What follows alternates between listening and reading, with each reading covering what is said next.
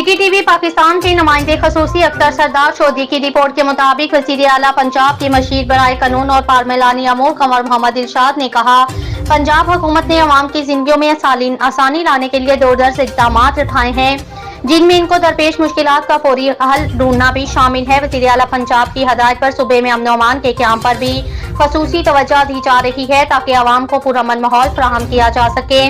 वो यहाँ commissioner office में कमिश्नर साहिवाल डिवीजन शोएब इकबाल सैयद और आरटीओ महबूब रशीद की तरफ से दी गई ब्रीफिंग में इज़हार ख्याल कर रहे थे।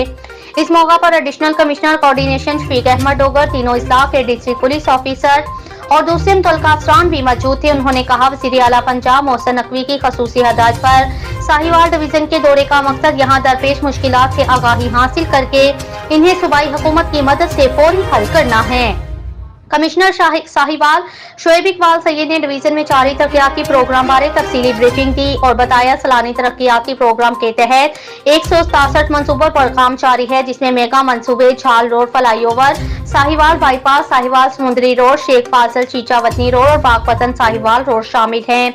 उन्होंने कहा, इंतजामिया ने दीपालपुर ओकाड़ा सैयदवाला रोड का मंसूबा हुकूमत को मंजूरी के लिए भिजवा दिया, जिससे ओकाड़ा जिला का भी मोटरवे से राब्ता इस्तेमाल हो जाएगा। उन्होंने साहिवाल में कार्डियक अस्पताल और चिल्ड्रन अस्पताल की तामीर का मुतालबा किया।